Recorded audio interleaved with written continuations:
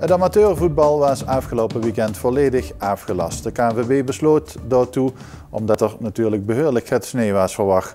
En maar goed ook, want de meeste voetbalvelden waren zondagmiddag om 2:30 gans wit. En er kost dus niet gevoetbald worden. Wel hebben we nog beelden van een wedstrijd uit de beker. Die werden vorige week donderdag al gespeeld. SCH speelde toes tegen hoofdklasser Groene Ster.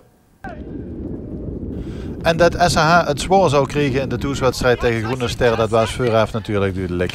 SCH zelf tweede klasser en staat daar onderin tegen een hoofdklasser die in vorm is. Dan verwacht ze natuurlijk eenrichtingsverkeer. En dat was het ook wel. Deze kaaie donderdagavond in Herten. Groene Ster in de geel-groene shirts doken voortdurend op voor de goal van SCH-keeper Ruud Schumann.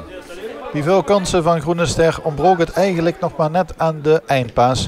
Anders had de score nog veel hoger opgelopen. Maar in de eerste helft lukte het Groene Ster om tot 2 keer toe het scoren te komen. En met de ruststand sting dus al een 0-2 voorsprong voor de gasten op het scorebord. Dat dreigde in die tweede helft eigenlijk alleen maar erger te worden voor Herten. Dat ondanks de tegenslag wel bleef voetballen, maar door er achterin veel ruimte weggoof. En dat levert natuurlijk kansen op. Maar Groene Ster gaat er in die tweede helft vooralsnog slordig mee om. Opnieuw het combineren van de gasten. Het zoeken naar de vrije speler. En dan moet er af en toe eens geschoten worden vanuit de tweede lijn. En de keeper Ruud Schumann van Herten nog de nodige meute met. SCH moet dan gaat verse krachten inbrengen. En blief in die tweede helft de aanval zoeken. Want 2 doelpunten achterstand en is de wedstrijd natuurlijk nog niet gespeeld. Eén treffer maken en de hele spanning is terug in de wedstrijd. En dus gaat SCH op zoek naar in ieder geval de eretreffer.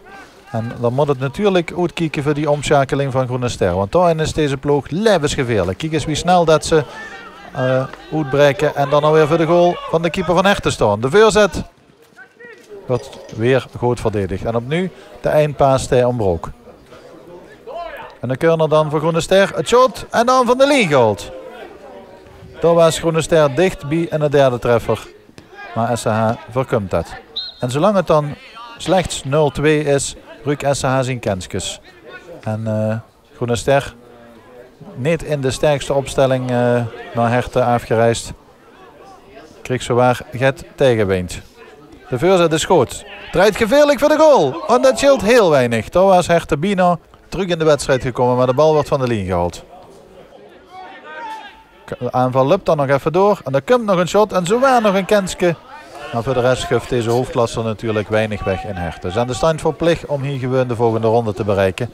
En ondanks flink gaat tegengaas van SCH uit Herten, lukt dat natuurlijk ook. Groene Ster wint in Herten met 0-2 en gaat dus door in de volgende ronde van de beker.